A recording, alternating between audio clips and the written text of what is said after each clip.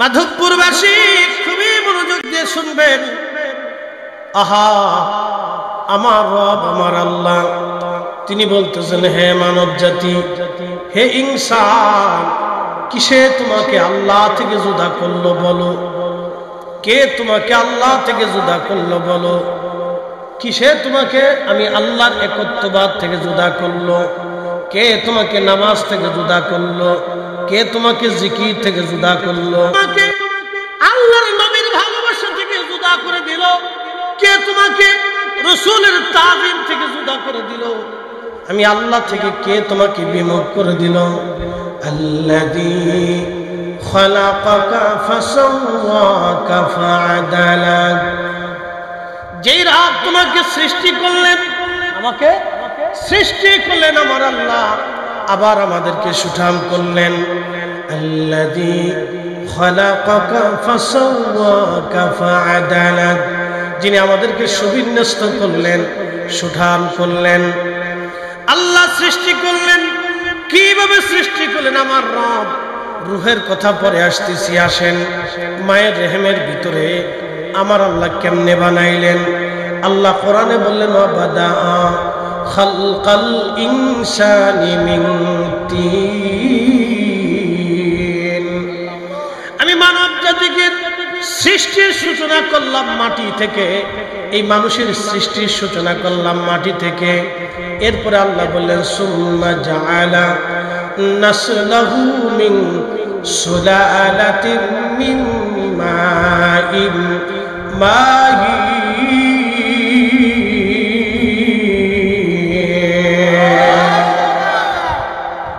মাটি থেকে সৃষ্টির সূচনা করলাম, বংশ বিস্তার করলাম। আমি কেমনে? মাটি দিয়ে বানাইলেন আদম আলাইহিস সালামকে। বংশ বিস্তার করলেন আল্লাহ কেমনে? আদম আলাইহিস সালামের বাম পাজরের বাঁকা হাড্ডি দিয়ে আল্লাহ আম্মাজান হাওয়া আলাইহিস সালামকে আল্লাহ বানাইলেন। হাওয়া এবং আদমের দুইজনের শরীর থেকে নির্গত পানি, সুম্মা জাআলা নাসলাহু মিন সুলালাতিন মিন মাইন মাহিন, নির্গত পানি, বাবার পৃষ্ঠদেশ থেকে পানিটা আসে, মায়ের বক্ষ দেশ থেকে এই পানিটা আসে। এই পানিটা একত্রিত হয় মায়ের জরায়ুর ভিতরে, এক গোপন আধারে খুবই যত্নশীল জায়গা আল্লাহ জমা করেন এই পানিটা। এই পানি থেকে আল্লাহ বানাইলেন। এই জন্য মানব শরীরে চারটে গুণ আছে। মানব শরীরের মধ্যে চারটে জিনিস দিয়ে আল্লাহ মানব দেহ বানাইছেন। এক নম্বরে মাটি, দুই নম্বর পানি, তিন নম্বর বাতাস, চার নম্বর আগুন। আগুন, পানি, মাটি, বাতাস, আব, আতশ, খাক, বাদ। হযরত হুজুর গাউসে পাক আব্দুল কাদের জিলানী হুসাইনি হাসানী রাদিয়াল্লাহু আনহু তিনি সিদরুল আসরারের মধ্যে লেখেন, মানব শরীরের ভিতরে চারটা পদার্থ আল্লাহ দিলেন, আগুন, পানি, মাটি, বাতাস, আব, আতশ, খাক, বাদ। চার রঙের মশলা দিয়া যে কইরাছে তোর গঠন, চার রঙের মশলা দিয়া। আগুন, পানি, মাটি, বাতাস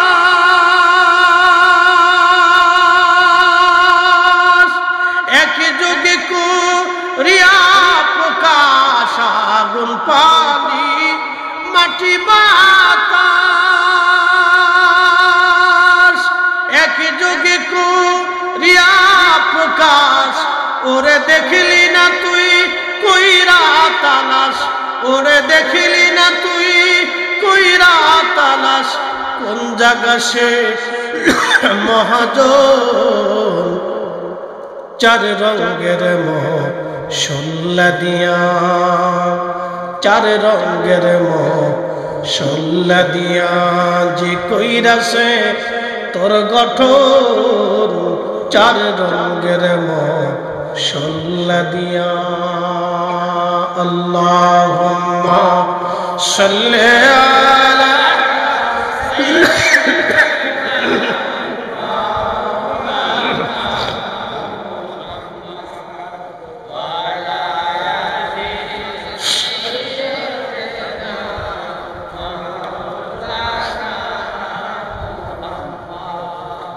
বুঝতে কি কোনো অসুবিধা? একসাথে জোরে বলেন তো আল্লাহু আকবার। বললেন মুসলমান, চারটে পদার্থ দিয়ে মানুষ আল্লাহ বানাইলেন। পানির অংশ যদি মানব দেহে না থাকে মানুষ মারা যাবে, আগুন যদি না থাকে মানুষ মারা যাবে, বাতাস যদি না থাকে মানুষ মারা যাবে, মাটি যদি না থাকে মানুষ মারা যাবে। চারটা পদার্থ দিয়ে আল্লাহ বডিটা বানাইলেন, বডি।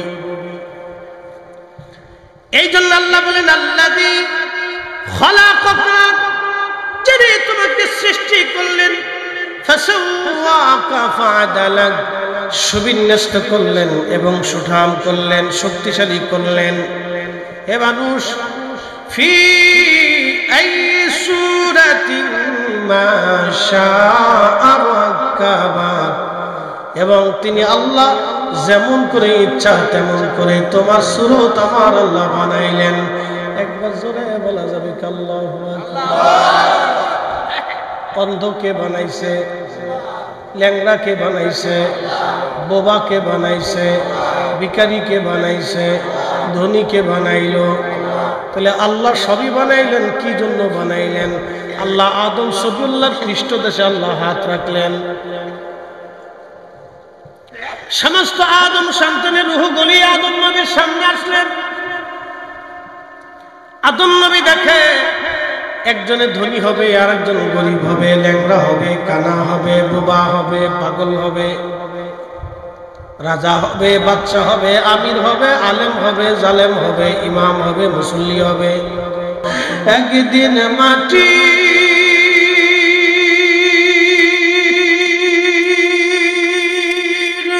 ভিতরে হবে ঘরে, মন আমার কেন বান্ধ দালান ঘর, মন আমার কেন বান্ধ দালান ঘর।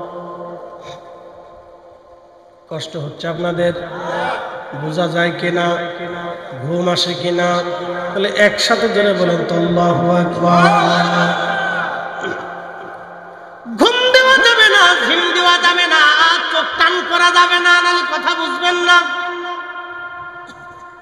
ওয়ামা তাদরি নাফসুম বিআইয়ি আরদিন তামুত, কোন জায়গা, কোন স্থানে, কোন মুহূর্তে, কোন অবস্থায়, কিভাবে, গাড়ির নিচে না সাপের কামড়ে, না স্ট্রোক করে, না ব্রেন স্ট্রোকে, নাকি মানুষের মার্ডারে, নাকি যুদ্ধ করতে যাইয়া, নাকি গলায় থেকে ভাত ঠেকিয়া, না বাঘের কামড়ে, না কুত্তার কামড়ে, কেমনে মারা যাবে আমি আল্লাহ ছাড়া কেউ জানে না। জিব্রাইল লিখে দাও তুমি বান্দার জন্য কখন, কোন অবস্থায়, কিভাবে, কোন সময়, কখন মারা যাবে। 1450 বছর আগে কোরআন আল্লাহ বলে দিলেন। তারও আগে থেকে, তারপরে কোটি কোটি বছর ধরে পৃথিবীতে কত বড় বড় জ্ঞানী চলে গেল, বিজ্ঞানী গেল, সায়েন্টিস্ট চলে গেল, আল্লাহু আকবার, চিকিৎসা বিজ্ঞানীরা চলে গেল,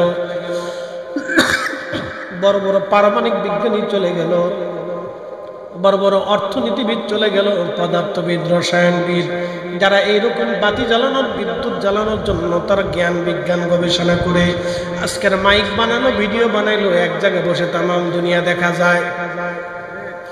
আজকের এই মজলিস পৃথিবীর যে কোনো স্থান থেকে যে কেউ ইচ্ছা করলে লাইভের মাধ্যমে দেখতে পারে। বিজ্ঞান এটাও আবিষ্কার করলো, কিন্তু মানুষ কখন মারা যাবে, কোন মুহূর্তে, কোন সময়, কোন ভাবে আজও পর্যন্ত আবিষ্কার করতে পারে নাই, কারণ এটা আমার আল্লাহর আইনে। যদি খোদা ভিন্ন হইতো, যদি খোদা ভিন্ন হইতো, তাহলে বলতো না সে সাপের কামড়ে মারা যাবে, আর এক খোদাই বলতো না ও বাঘের কামড়ে মরবে, আর এক খোদাই বলতো না মাছের কামড়ে মরবে, আর এক খোদাই বলতো না ও স্ট্রোক করে মরবে, আর এক খোদাই বলতো না ও খাটের উপর থেকে গাড়ির নিচে পড়ে মরবে। এরকম খোদাই খোদাই মিলে মিলি খোদাই খোদাই কি হইতো? ফিডি ফিডি মারামারি, যুদ্ধ লেগে যেত। এই জন্য আল্লাহ ডাক দিয়ে বললেন, নবী উম্মতকে জানান খোদা আর নাই, খোদা প্রয়োজন। বুঝে গেছে? আরো বুঝে, খোদা যে একজন, এটা আপনাকে বুঝতে হবে। আল্লাহ যে এক, এই কথা কি আমরা আগে জানছি না রাসূল আগে জানছি? এই কথা শিক্ষা কি আমরা দিছি না আল্লাহর নবী আগে দিছি? হ্যাঁ, এই জন্য রাসূলের উপরে কারো যদি 100% একই হয় তাহলে সেই মুসলমান। কথা কন না, ঠিক কি না? এই জন্য আমরা সুন্নিরা মুসলমানদেরকে রাসূলের কদমের গোলামির দিকে ঝুঁকাই দেই। আপনাকে সূত্র বুঝতে হবে। কাজী নজরুল আন্ডার মেট্রিক দাড়ি মোছ কিচ্ছু নেই, বাবরি চুল ছিল, লেখাপড়া বেশি কিছু না, মাদ্রাসাও তেমন কিছু করছে না, মক্তবে কোনোদিন কোন রকম।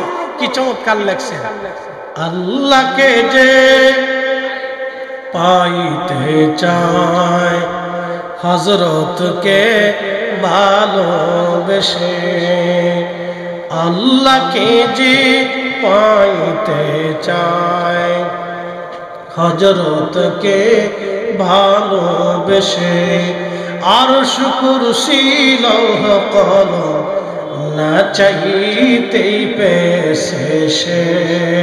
আল্লাহুম্মা সাল্লি আলা সাইয়্যিদিনা মাওলানা মুহাম্মদ ওয়া আলা আলি সাইয়্যিদিনা মাওলানা মুহাম্মদ। বললেন মুসলমান খুবই মনোযোগ দিয়ে শুনে যাবে না, মৃত্যুর সময় ঘনায় গেল। ফরিদি সাহেব আপনাদের সামনে ওয়াজ করেন, সময় শেষ। বলেন 1 সেকেন্ড দেরিও হবে না, পরেও হবে না। বিধান কার? ওয়ালাই ইউআখিরাল্লাহু নাফসান ইযা জাআ আজালুহা।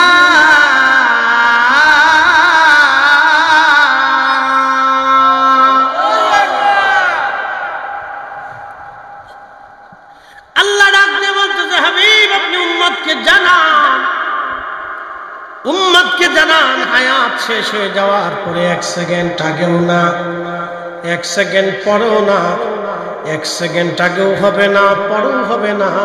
আমার বান্দার হায়াত শেষ হয়ে যাওয়ার সঙ্গে সঙ্গে আমি নিয়ে আসব। আচ্ছা বলেন নিবে কারে আমাদের বডি?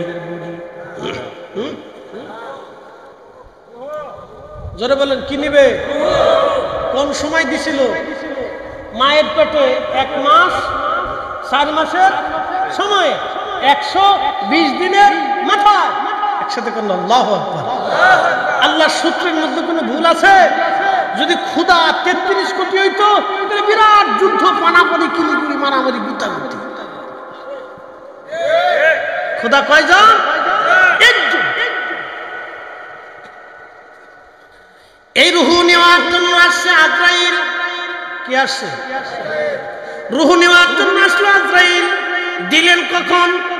120 দিনের মাথায় মায়ের রহমে। রূহ ছিল কোথায়? আলমে আরোহায়, রূহের জগতে। আল্লাহর কথার সাথে মিল আছে না নাই? কথার সাথে কাজের মিল আছে না নাই? কোরআনের কথার সাথে নবীর কথার মিল আছে নাই? সাদাকাল্লাহুল মাওলানাল আযীম ওয়া সাদাকা রাসূলুহুন নাবিয়ুল হাবিবুল কারীম। আল্লাহর কথা যেমন সত্য, নবীর কথাও তেমন সত্য। এই কথা কম না, ঠিক কি না? একসাথে হাত উঁচা করেন তো। রাত 12টা তো একটু জিমটি আসতে পারে, একটু লাড়াচাড়া দেন। হাত উঁচা করে, দুহাত দুহাত।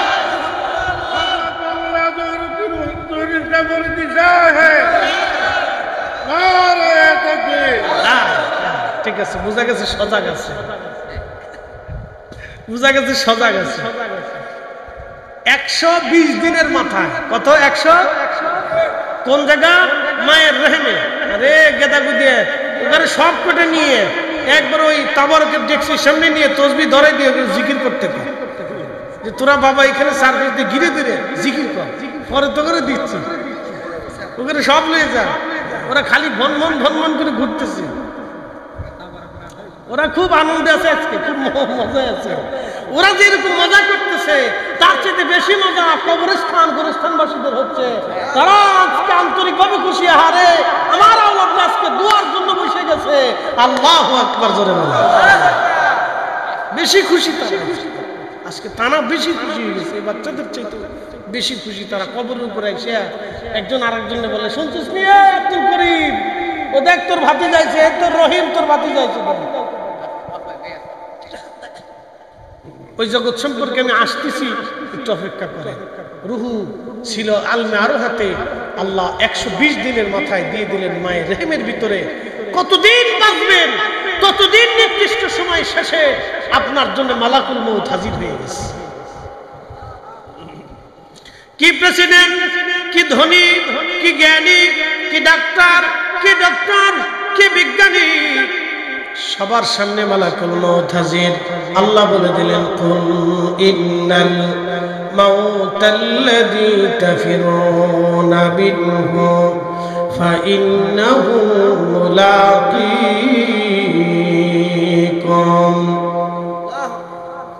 হুজুর আপনি বলে দেন, মৃত্যু থেকে আমার বান্দারা পালা।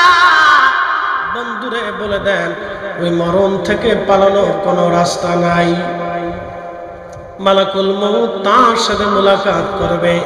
আচ্ছা আপনারা বলেন, এত বছর যিনি আপনার সঙ্গে সংসার করলেন, আপনার বেগম সাহেবা স্ত্রী, তার মৃত্যুর সময় যখন তাকে নিয়ে যাওয়ার জন্য মালাকুল মউত আসলো, তার কি দেখা যায়? যার সাথে সংসার করলেন এত বছর, তার বাহ্যিক সুরত দেখলেন, কিন্তু ভিতরের জনকে আপনি দেখলেন না। তাকে যখন নিয়ে যাওয়া হয়, বলেন তারে যখন নিয়ে যাওয়া হচ্ছে, তারে কি দেখা যায়? খাসা ভিতর চিন পাখি কেমনে আসে যা।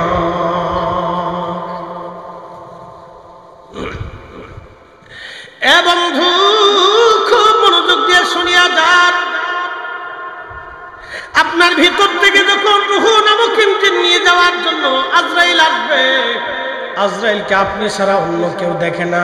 পাশে ডাক্তার বসে আছে, পাশে ভাই বসে আছে, বন্ধু বসে আছে, কেউ দেখে না, কিন্তু আপনি দেখতেছেন। আহা, সেই দিনটা কত ভয়ঙ্কর হবে, কত যন্ত্রণাদায়ক হবে। আল্লাহর নবী ডাক দেয়া বলেন, উম্মত পাপিষ্ঠ যারা, তাদের দেহ থেকে রূহ নিয়ে যাওয়ার সময় আজরাইল আলাইহিস সালামের বিকট চেহারা হয়। আসমান বরাবর গগন বিদারিক কঠিন চেহারা নিয়ে আজরাইল গর্জন মেরে মেরে আসতে থাকে। তখন ওই রূহটা ছটফট করতে করতে পুরা বডির মধ্যে দৌড়াইতে থাকে, এখানে যায় সেখানে যায়, পুরা বডির মধ্যে দৌড়ায়। তখন আজরাইল ডাক ডাকে, হে খবিস আত্মা, বের হয়ে আয়, বের হয়ে আয়। তখন আজরাইল আলাইহিস সালাম তার বুকের মধ্যে চাপ দিয়ে ধরে খবিস রূহটাকে বের করে নেওয়ার জন্য খুব জোর তোর জোর করতে থাকে, কিন্তু সে পালানোর চেষ্টা করে। আল্লাহ ডাক দেয়া বলেন, ফাইন্নাহু মুলাকীকুম, বলে দাও বন্ধু, ওই মরণ মোলাকাত করবে আজরাইল তার সাথে, অবশ্যই সে পালায়া কখনো বাঁচতে পারবে না। আল্লাহ নবী বলেন, উম্মত এই সময়টা এত ভয়াবহ এবং কঠিন। 100 উট অথবা একটা উট, প্রথমবার যদি আপনি চামড়া ছিলেন, প্রথমবার চামড়া ছিলানোর পরে জীবন্ত একদম উট জবাই করেন নাই, তাকে জবাই দেন নাই, একটা গরু আপনি জবাই দেন নাই, জিন্দা অবস্থায় তারা হাত পা বেঁধে আপনি চামড়া সিলাইতে লাগলেন। এই গরুটার যেমন কষ্ট হয়, এইভাবে গরুর আবার চামড়া হবে, আবার জীবন্ত তার চামড়া সিলাবেন, আবার আবার চামড়া হবে, আবার জীবন্ত তার চামড়া সিলাবেন। এইভাবে 100 বার একটা গরু অথবা একটু জীবন্ত অবস্থায় চামড়া সিলাইলে যেমন কষ্ট হয়, খবিস মুনাফিক বেঈমান পাপিষ্ঠদের মৃত্যুটা, কাফেরদের মৃত্যুর যন্ত্রণা ওই রকম হতে থাকে। খুবই ভয়ঙ্কর মৃত্যুর যন্ত্রণা তার হতে থাকে। এত ভয়ঙ্কর মৃত্যুর যন্ত্রণা, এই যন্ত্রণা কিয়ামত পর্যন্ত তার শরীরে বর্তমান থাকে, কখনোই যন্ত্রণা তার শেষ হয় না। এত কঠিন মৃত্যু, এত কঠিন, বুল্লার মুসলমান, মরণ এত কঠিন, মৃত্যু এত কঠিন।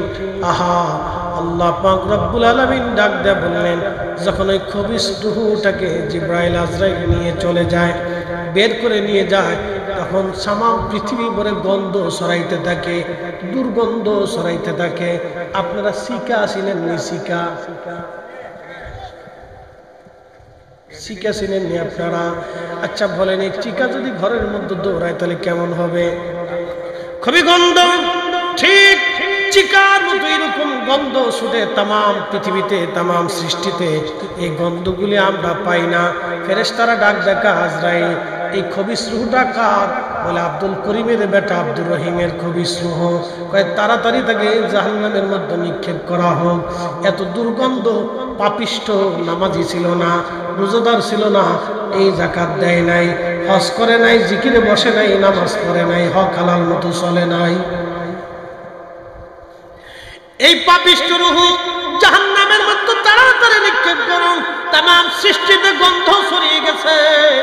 আজরাইল আলাইহিস সালাম জাহান্নামী ফেরেশতাদের হাতে দিয়ে দেয়, তারা জাহান্নামের দিকে তাকে নিয়ে চলে যায়।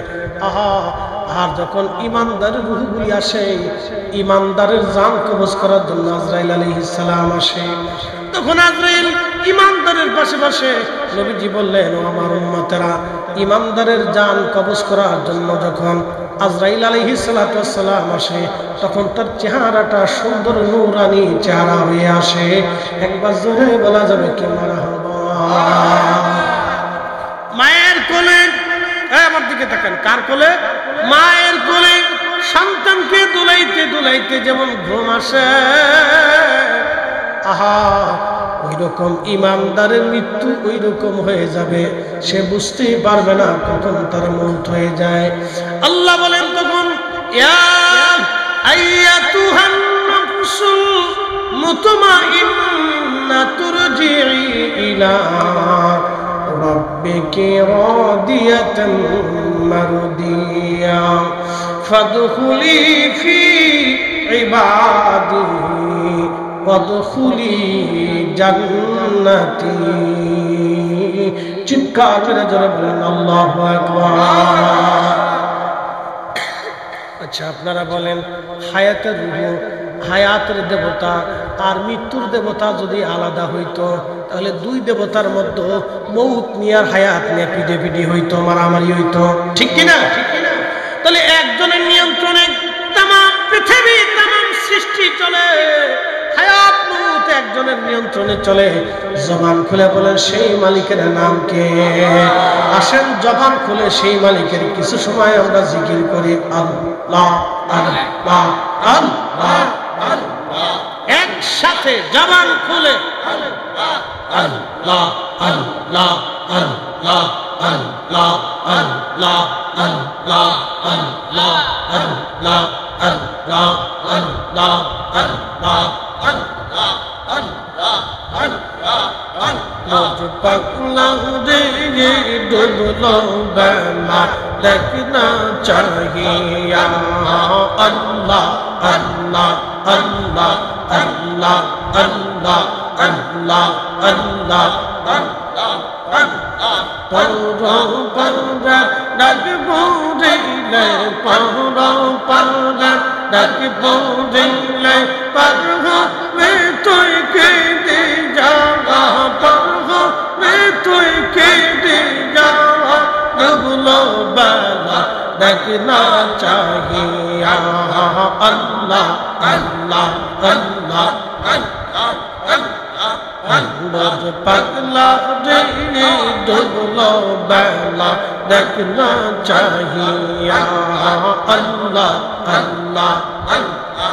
পাগল ডাকবো দিলে, পার পার ডাকবো দিলে, পার হবে তুই কে দে যাওয়া, পার হবে তুই কে দে যাওয়া। ডুবলো বেলা দেখনা চাহিয়া, আল্লাহ আল্লাহ আল্লাহ আল্লাহ আল্লাহ আল্লাহ আল্লাহ আল্লাহ।